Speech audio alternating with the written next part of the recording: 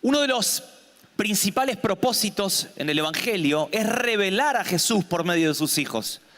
Uno de los principales propósitos del Evangelio es revelar a Jesús, a su Hijo, por medio de sus hijos.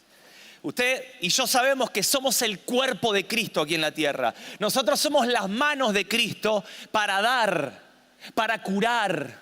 Nosotros somos los abrazos de Cristo para amar, para abrazar, para establecer en la identidad, para sanar los corazones afligidos. Nosotros somos la boca de Cristo aquí en la tierra para predicar, para proclamar el Evangelio, para profetizar, para dar dirección, para hacer medicina para muchos y para corregir y muchas otras cosas más. Porque ¿cómo habla Cristo aquí en la tierra si no es por su cuerpo? Nosotros somos los pies de Cristo para ir a donde nadie quiere ir y para llevar el Evangelio a donde muy pocos quieren ir. Pero usted y yo somos esos pies que vamos a caminar. Por consiguiente, ¿saben que Cristo sea visto acá en la tierra? Es una de las metas fundamentales en el Evangelio. Que Cristo, que su Hijo sea visto aquí en la tierra es la meta fundamental del cristianismo, del Evangelio. Miren lo que dice Romanos capítulo 8, versículo 29. Dice que Él nos predestinó para que fuésemos hechos conforme a la imagen de su Hijo, con la forma de su Hijo, con la imagen de su Hijo, para que Él sea el primogénito de muchos hermanos igualitos a Él, yo le agregaría. ¿Está bien? ¿Saben que esta palabra primogénito, para que Él sea el primogénito, es la palabra prototipo? Y yo siempre lo digo esto, que tiene que ver con el molde, con el modelo, con la forma. Es como cuando usted va a la concesionaria y le gusta el Ford Focus, y hay muchos Ford Focus diseminados por el mundo. Ahora, para que haya muchos Ford Focus diseminados por todo el mundo, primero tuvo que haber un hermano mayor, un prototipo, un ideal, un molde, una forma, una imagen, para que después haya muchos igualitos a Él. Amados, cristianismo tiene que ver con que en la antigüedad, en Antioquía, en el capítulo 13 de Hechos, la gente llamó a los que seguían a Jesús cristianos, porque eran como el molde, como el hermano mayor, como el prototipo, el primogénito. Entonces la gente le decía pequeños Cristos. Hablaban como Cristo, caminaban como Cristo. ¿Por qué? Porque como leímos recién, Él nos predestinó para que fuésemos hechos conforme a la imagen del primogénito. Amados, el propósito del cristianismo, del Evangelio, con usted y conmigo, es que representemos esa vida de Cristo que llevamos dentro. ¿Cuántos dicen amén a esto? ¿Por qué? Porque recuerde que usted es el domicilio de Cristo. Usted es el Cristo móvil. Entonces, usted recuerde que la vida que tiene dentro es la vida de Cristo, la vida del Espíritu Santo, que tiene una finalidad, que usted sea como Él. Ahora, no sé si le pasó a usted alguna vez mirar algunas zapatillas Adidas y que cuando la miró bien no eran Adidas, eran Adudas. No sé si le pasó alguna vez. Compradas en el shopping mall de La Salada. Una vez me pasó a mí que yo me enamoré de unas zapatillas Nike que no las había visto acá y estuve con un amigo ayudándome a buscar por internet dónde las vendían. Por internet busqué hasta que encontré un lugar que la vendían, que no era ni Estados Unidos, no era ni Argentina, era cerca de la Triple Frontera, ¿vio? Por allá. De ahí venían. Entonces, cuando yo las compro y las recibo a las semanas en mi casa, literalmente, esto fue así, cuando las abro, no tenían la pipa de Nike. Amado, tenía un cigarrillo un poco más.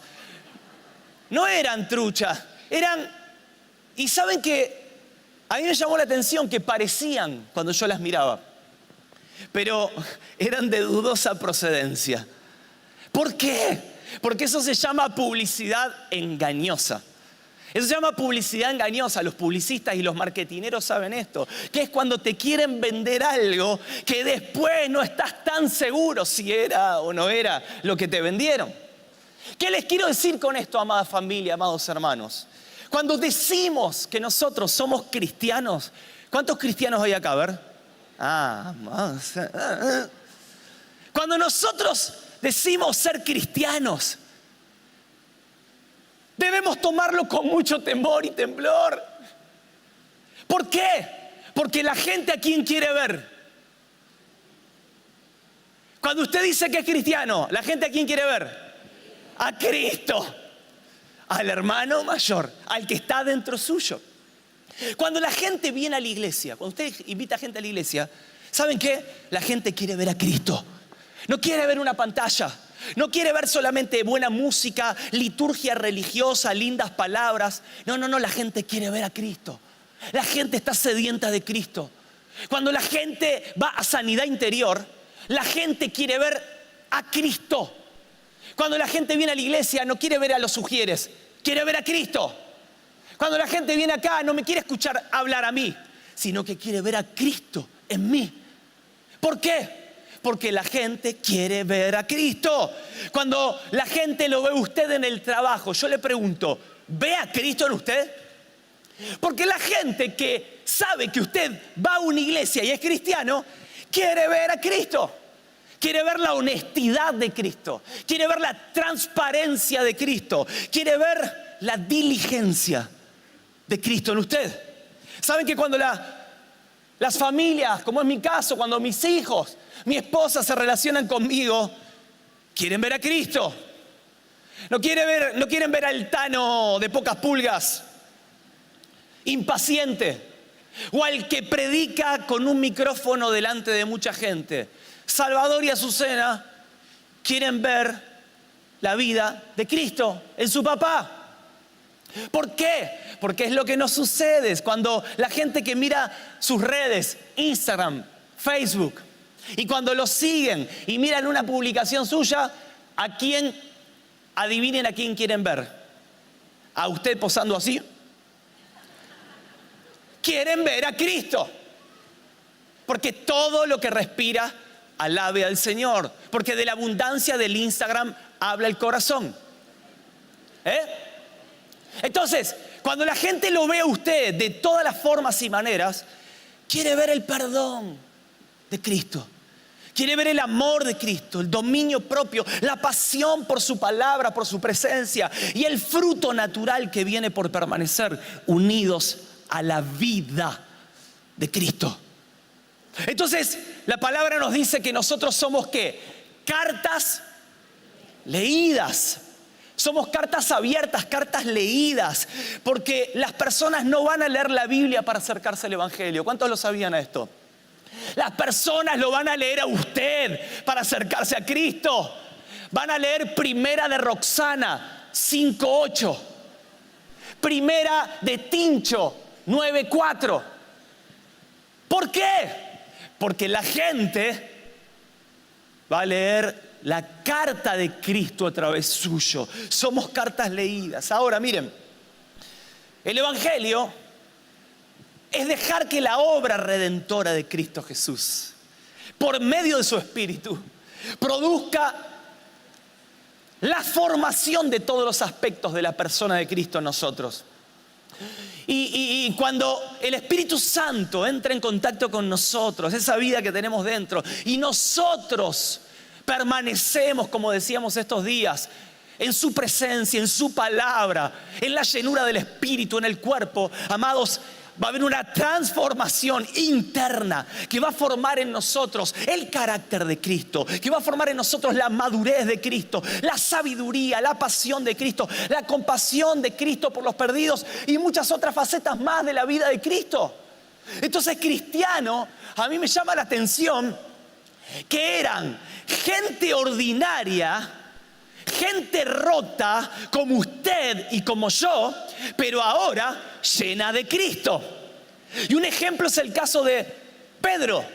alguien del vulgo, alguien sin letra, con errores, pecador, temperamental, negador de Jesús, pero ahora transformado por una vida que él llevaba adentro, que era la vida de Cristo. Y eso es lo que produce el Evangelio en seres imperfectos, rotos, vulnerables como usted y como yo. Que Cristo empieza a ser visto de una manera poderosa.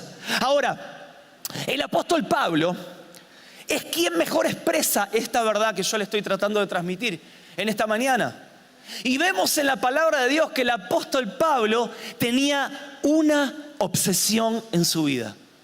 El apóstol Pablo tenía una obsesión. Y yo quiero hablarles en esta mañana sobre la obsesión de Pablo. La obsesión del apóstol Pablo. La obsesión del apóstol Pablo, yo oro que hoy se convierta en nuestra santa y única obsesión. Es una obsesión dividida en dos aristas y en dos facetas. La obsesión de Pablo tenía que ver primero con que Cristo sea formado en él. Nada más ni nada menos. Que Cristo sea formado en él. Él tenía una única, santa y poderosa obsesión en su vida. Miren lo que dice Filipenses capítulo 3, versículo 7 en adelante. Pero cuántas cosas eran para mi ganancia, dice el apóstol Pablo. Las he estimado como pérdida. Cuántas cosas eran para mi ganancia, las estimé como pérdida. ¿Por amor a quién? A Cristo. Y ciertamente aún estimo todas las cosas como pérdida por la excelencia del conocimiento de Cristo Jesús, mi Señor, por amor del cual lo he perdido todo y lo tengo por basura, para ganar a Cristo y ser hallado en Él, no teniendo mi propia justicia que es por la ley, sino la que es por la fe de Cristo, la justicia que es de Dios por la fe, a fin de conocerle y el poder de su resurrección y la participación de sus padecimientos. Escuchen, llegando a ser semejante a Él en su muerte. Si en alguna manera llegase a la resurrección de entre los muertos, no que lo haya alcanzado ya ni que sea perfecto, sino que prosigo por ver si logro asir, si logro agarrar aquello para lo cual también fui asido por Cristo Jesús. Miren, una cosa hago, dice el apóstol Pablo, una cosa prosigo, una sola cosa anhelo. Tengo una única obsesión en la vida, que es ser como Cristo. Nada más ni nada menos. Quiero ser como Cristo. Eso es lo que Pablo dice. Ahora nosotros le preguntaríamos, pero Pablo, estás preso. Estás escribiendo la carta de los Filipenses desde la cárcel. Estás preso, tenés problemas. ¿No deseas otra cosa? ¿No anhelás, no aspirás a algo un poquitito más normal de acá de la tierra? De los seres mortales como nosotros. No te interesa que Dios te libre de las aflicciones. ¿No te interesa que Dios salde tus deudas, que sane tus enfermedades, que arregle tus líos matrimoniales, que consigas una novia, que te puedas ir de vacaciones? Y Pablo nos contesta y nos responde, yo solo quiero ser como Cristo. Lo demás es cotillón para mi vida. Ya lo dejó expresado ahí. Pero Pablo, estás padeciendo. Y él dice, y aún en los padecimientos quiero ser como Cristo. Y escuchen bien, y aún en su muerte quiero ser como Él. ¡Wow! Tremendo. Él quería que Cristo sea formado en él. Entonces, está bien, Pablo, dejemos de lado eso. Pero yo te pregunto algo. ¿Tus títulos, apóstol Pablo? ¿Tu renombre? ¿Tu éxito, tu estatus, tu prestigio en el Evangelio? Vos que sos fariseo de fariseos. Estudiaste en la Universidad de Gamaliel. Circuncidado el 8º día, judío de judíos. Sos un crack en el Evangelio.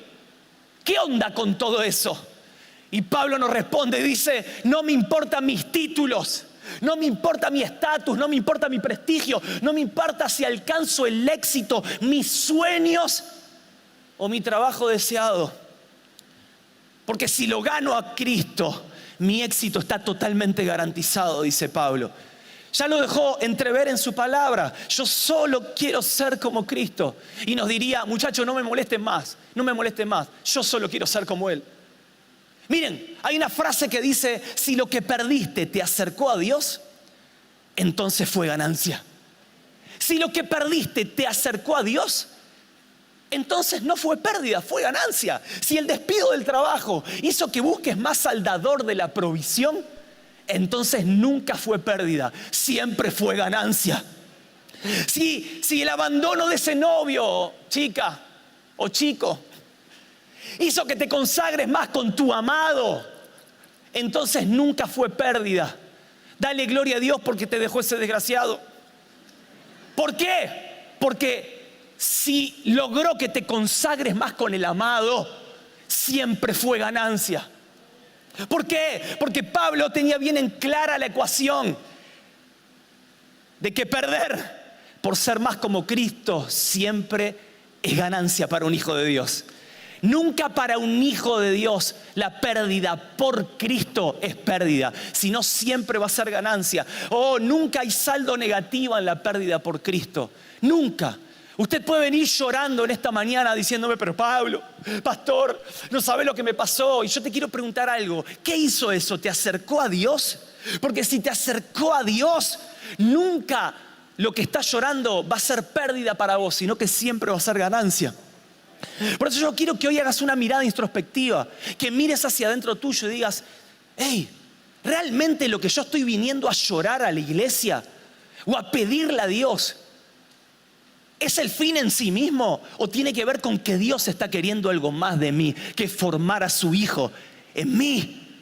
Muchas veces tenemos tantas otras obsesiones en la vida que nos distraen y nos dispersan de la santa, única y verdadera obsesión que es ser como Cristo. Entonces nosotros venimos a la iglesia y anhelamos prosperar. ¿Cuántos anhelan prosperar? Yo, todos. Amado, desea que seas prosperado en todas las cosas, así como prospera tu alma, la Biblia lo dice. Ahora, nuestro objetivo primario es prosperar. Anhelamos que se nos resuelvan los problemas. Señor, resuélveme los problemas. ¿Está bien? Sí, está bien. Pero ese es nuestro objetivo primario. Anhelamos cumplir mi ministerio, viajar por las naciones, llevando el evangelio a toda criatura. ¿Está bien eso? Sí. Pero se convierte en nuestra única obsesión. Y nada de eso está mal. Pero nuestra vida y nuestro esfuerzo se van tras esas cosas, donde no es el fin en sí mismo del evangelio. Miren lo que dice la palabra en Filipenses capítulo 2, versículo 21. Porque todos buscan lo suyo propio y no lo que es de Cristo Jesús. El apóstol Pablo está diciendo a los de Filipos, muchachos, hay mucha gente que podría mandar en el evangelio a visitarlos en mi nombre. Pero ¿saben qué? Me di cuenta que aún todos los predicadores, todos los ministros buscan lo suyo propio, su anhelo personal, su deseo de éxito. Pero hay muy poca gente que busque ser como Cristo y los deseos de Cristo. Por eso mismo dice, todos buscan lo suyo propio y no lo que es de Cristo Jesús. Alguien dijo en un libro, la realidad más transformadora, la realidad más emocionante y más motivadora en el reino es Jesús mismo. No mis sueños, no mi llamado, no mi ministerio, no mis logros ni mis éxitos. Como el apóstol Pablo, él no anhelaba nada de eso. Él anhelaba al Rey de reyes, al Señor de señores, y que Cristo se ha formado en él. Esa era la única obsesión de Pablo. Miren, la religión cristiana, dijo Michael Wells, puede ser algo que perturbe mucho. La religión cristiana, que nos cargue, que nos agobie, que nos haga vivir con mochilas pesadas. Pero la vida de Cristo dentro nuestro y la fe en Cristo Jesús puede ser algo muy alentador y muy motivador para nosotros. Porque la religión cristiana está centrada en uno mismo, por eso nos carga, por eso nos agobia. Pero la fe en Cristo Jesús está centrada en Él. Ahora, hay dos maneras de vivir la vida. Y esto debemos saberlo como hijos amados de Dios, que pertenecemos al cuerpo de Cristo. Hay dos maneras de vivir la vida. Una es con la mirada puesta en uno mismo. Yo vivo mi vida con la mirada puesta en mí, en el yo. Y esto es una hombre-céntrica de la vida, donde la vida, todo lo que me sucede gira en torno a mi persona, a mis necesidades, a mis problemas, aún a mis sueños, a mis anhelos, a mis deseos. Entonces vamos a las librerías cristianas y encontramos libros con títulos como 10 pasos para ser feliz. ¿Quién? Yo, vos tenés que ser feliz. Vos tenés que... Pablo Armando Andrés Carlini tiene que ser feliz. Porque Dios lo dice. Entonces vamos atesorando puntos para que yo sea feliz. Otros libros que hablan y dicen 8 estrategias para prosperar. ¿Quién prosperar? Vos. Tenés que prosperar vos. Entonces vamos a la librería y encontramos libros como 3 tips para no vivir en ansiedad. Y una especie de autoayuda para nuestra ansiedad intrínseca. Entonces todo tiene que ver con nosotros, porque esa es una forma de mirar la vida y el evangelio, con una visión hombre-céntrica, donde todo pasa por mí. Ahora, quiero darle una noticia, amada iglesia. Hay otra forma de vivir la vida cristiana, que es con la mirada puesta no en uno mismo, sino puesta en Cristo Jesús. ¿Cuántos dicen amén a esto? Y esto es lo que el apóstol Pablo dice, que esto es una visión cristocéntrica de la vida, donde Él es el centro de todo y toda mi vida, como los satélites, giran alrededor de Él. Ya yo no soy el centro, ya mis problemas no son el centro, mi deseo de esto, mi deseo de lo otro, mi anhelo por servirle, no, ni eso. Donde el centro pasa a ser Él, porque Cristo tiene que ser formado en vos y en mí. La vida cristiana y la vida en el evangelio ha sido preparada para que la vivamos de esta segunda manera, con una visión cristocéntrica de la vida. Porque si no, voy a tratar de remar en el dulce de leche, teniendo una visión hombrecéntrica de la vida, donde todo gira en torno a mí. Y me canso, me fatigo, me frustro, me deprimo, me pongo contento un día, pero el otro día estoy mal. Pero cuando vos te quitas del centro de la escena y decís: Jesús, vos sos el único.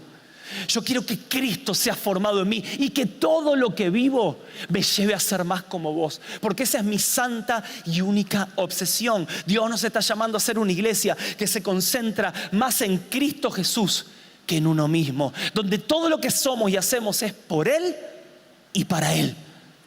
Todo lo que hacemos es por Él y para Él. Y segunda arista, miren, de esta santa obsesión del apóstol Pablo, es que primero él quería que Cristo sea formado en él. Y segundo es que Cristo sea formado en los demás. Miren, Gálatas 4:19 dice de la siguiente manera: hijitos míos, por quien vuelvo a sufrir dolores de parto, hasta que Cristo sea formado ¿en quién? En vosotros. O sea, el deseo de ser como Cristo, escuchen bien esto, el deseo de ser como Cristo para Pablo no moría egoístamente en él, sino que lo que latía en su corazón era ser como Cristo corporativamente. Ahora Pablo dice: yo quiero ser como Él, pero esta obsesión no se resume solamente en que yo quiero ser como Él, sino que quiero que toda la iglesia sea como Cristo. Escuchen, ¿saben que un amigo dice: Dios no está en el asunto de llenar los templos de gente? Dios no está en ese asunto, sino que Dios está en el asunto de llenar a la gente de Cristo. ¿Saben por qué? Porque si sus hijos, si usted y yo nos llenamos de Cristo, los templos no van a dar abasto para la gente que va a correr hacia los templos. Ahora, cuando nosotros nos llenamos de Cristo, es inevitable que los templos se llenen de Él. Miren, Efesios capítulo 4, versículo 11, dice de la siguiente manera. Es un texto muy conocido. Y Él mismo constituyó a unos apóstoles, a otros profetas, a otros evangelistas, a otros pastores y maestros. Miren, a fin de perfeccionar a los santos. ¿Cuál es la finalidad? Para perfeccionar a los santos para la obra del ministerio. O sea, Él nos quiere perfeccionar. Con estos 5 ministerios nos está buscando perfeccionar para que hagamos la obra del ministerio, para la edificación del cuerpo de Cristo, hasta que todos lleguemos a la unidad de la fe y del conocimiento del Hijo de Dios, a un varón perfecto, a la medida de la estatura de la plenitud de Cristo. Miren, ¿saben que los 5 ministerios no son un fin en sí mismo? Los 5 ministerios no es para que idolatremos a 5 personas que tienen 5 ministerios distintos, sino que es el método, el medio que Dios tiene para que todos lleguemos a la unidad de la fe. Escuchen, para que todos lleguemos como cuerpo al conocimiento del Hijo. Los 5 ministerios es el método, la forma que Dios tiene en su cuerpo para que todos alcancemos la edificación de su cuerpo y la medida y la estatura de Cristo, de un varón perfecto. O sea, se lo resumo, los 5 ministerios son para que Cristo sea formado en su cuerpo y que cada creyente pueda expresar y manifestar la vida de Cristo. ¿Por qué? Porque Pablo tenía algo en su corazón, que era que Cristo sea formado en él. Pero segundo, era que Cristo sea formado en las iglesias de Galacia, de Éfeso, de Filipo. Que Cristo sea formado en su iglesia, en su cuerpo. No me sirve llegar a mí, no le sirve llegar al apóstol, no le sirve llegar al evangelista si usted no llegó y si nosotros no llegamos con él. Porque la idea es que todos lleguemos. La idea es que todos juntos lleguemos. No hay miles de espectadores mirando solamente a 5 protagonistas. Esto es falso. La idea de Pablo, el sentir de Pablo al escribir Efesios 4 tiene que ver con que los 5 ministerios están para edificar al cuerpo, para que el cuerpo haga la obra del ministerio. Entonces, nos sirve como pastor llegar y que mucha gente no haya sido edificada en lo pastoral para que ustedes puedan ser pastores ahora. Entonces, tu pastor, tu líder de racimo, amado hermano, amada hermana, no está para complicarte la vida, no está para decirte que no a todo, no está para vigilarte, sino que tu pastor, tu líder que cumple una función pastoral, está para formar el carácter de Cristo en vos.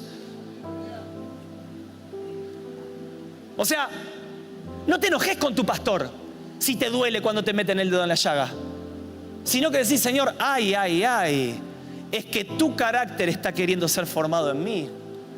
¿Por qué? Porque Dios utiliza los ministerios para formar integralmente al cuerpo de Cristo y que todos lleguemos a ese varón perfecto y que ahora usted pueda tener ese corazón formado, ese carácter formado pastoralmente, para que usted ahora pueda pastorear a otros con el carácter de Cristo. Miren, el evangelista no está para generarte culpa por no predicar. Y cuando usted lo ve a Claudio Bay, cuando usted lo ve al otro, dice: ay, Señor, me vio al infierno que no le predico ni al taxista yo. Y usted tiene culpa. No, el evangelista ¿sabe para qué está? Para que usted sea lleno de la compasión de Cristo. Y que ahora no solamente Anacondia predique en las campañas, sino que ahora usted sea formado, edificado en uno de los aspectos y de la faceta de Cristo, y que la compasión de Cristo sea forjada y formada en usted, para que ahora usted pueda ser un evangelista a tiempo y fuera de tiempo.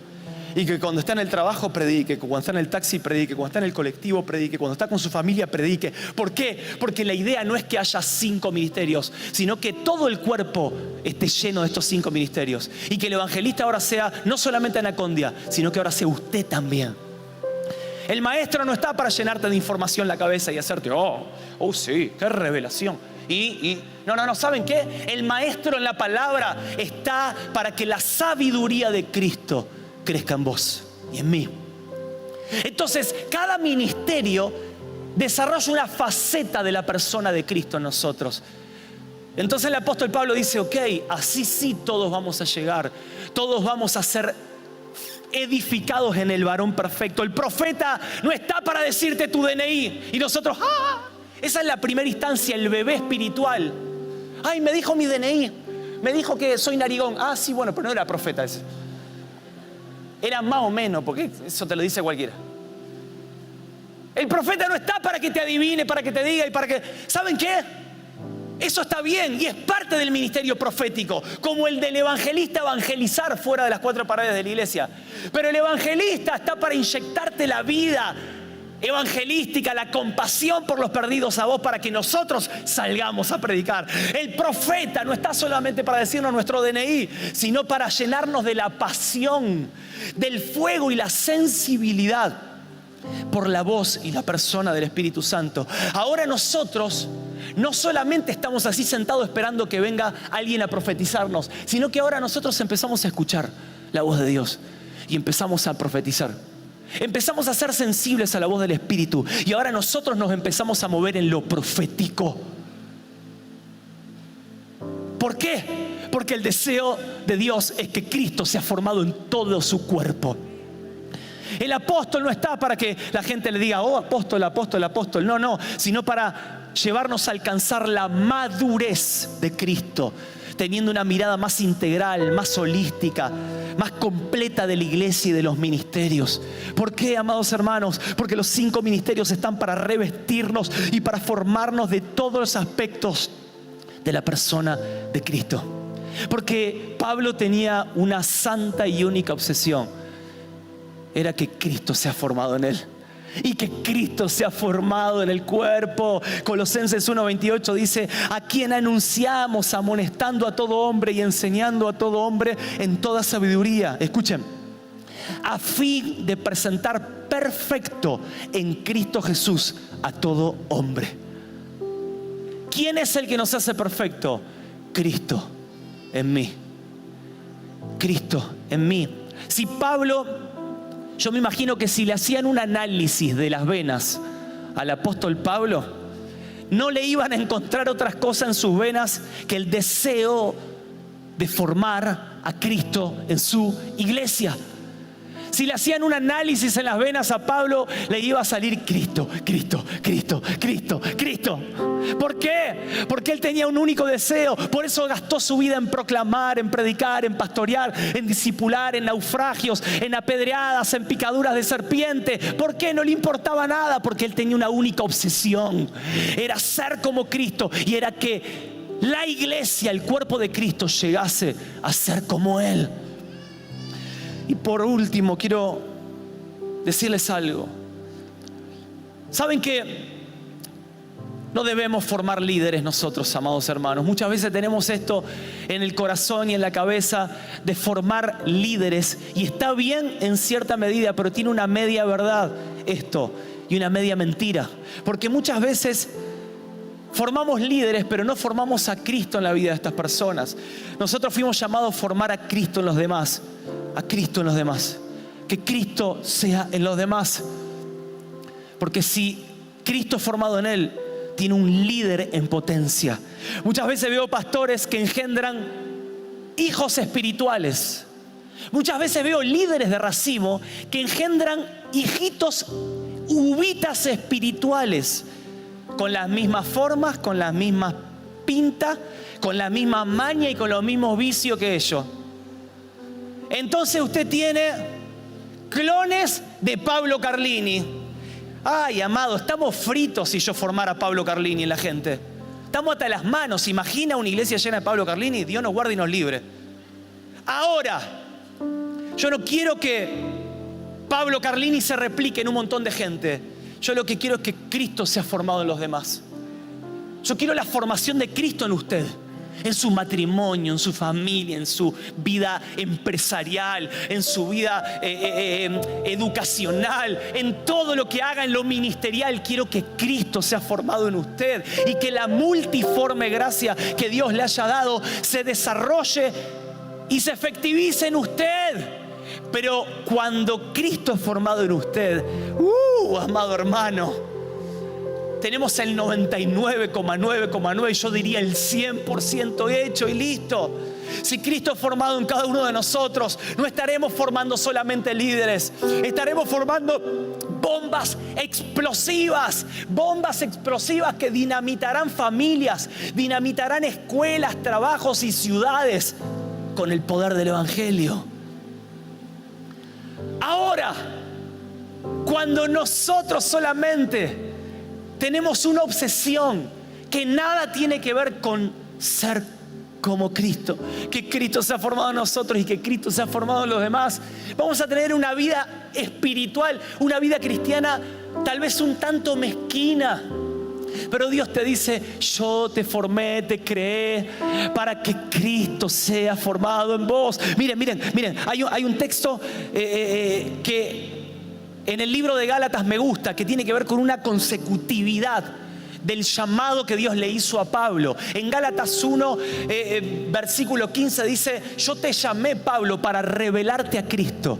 Gálatas 1 le dice: yo te quise revelar a Cristo. En el capítulo 2 le dice: no solamente que te llamé, Pablo, para revelarte al Hijo, a Cristo, sino que ahora te llamé, como dice Gálatas capítulo 2 versículo 20, para que no vivas más vos, sino que ahora Cristo viva en vos. Entonces no solamente te llamé, amada iglesia, para revelarte a Cristo, acepté a Cristo, Dios me salvó, me limpió de mis pecados, sino que ahora quiero que Cristo viva en vos. Y miren lo que dice el capítulo 4, hasta que Cristo sea formado en vos. No solamente que Él nos llamó para que nos revele a su Hijo, sino que ahora para que lo vivamos y para que todos los aspectos de Cristo, su madurez, su carácter, su compasión por los perdidos, su pasión y sensibilidad por escuchar la voz del Padre, todos esos aspectos y muchos más se han formado en nosotros. Amados, quiero decirles algo: la esperanza de esta humanidad no está en mi ley. La esperanza de esta humanidad no está en ninguna religión. La esperanza de esta humanidad no está en nadie más que en la persona de Cristo. Por eso la Biblia nos llama y nos dice: amados, Cristo en ustedes es la esperanza de gloria. La esperanza de gloria. Yo creo que viene una gloria mayor para nuestras vidas.